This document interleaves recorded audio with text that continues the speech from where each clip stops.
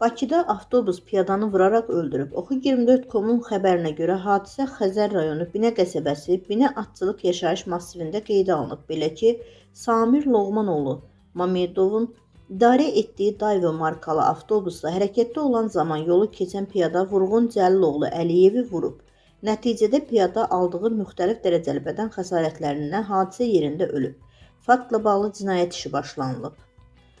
Bugün saat 05:50 radələrində Respublika Təcili və Təxirəsalınmaz Tibbi Yardım Mərkəzinə Buzovna qəsəbəsi Mərdəkan yolu ərazisindən yol nəqliyyat hadisəsinin baş verməsi səbəbilə çağırış daxil olub. Bu barədə Oxu24.com-a Respublika Təcili və Təxirəsalınmaz Tibbi Yardım Mərkəzindən məlumat verilib. Bildirilib ki, Təcili Tibbi Yardım Briqadası tərəfindən bir nəfərin qadın olmaqla həkimə qədər ölüm faktı qeydə alınıb.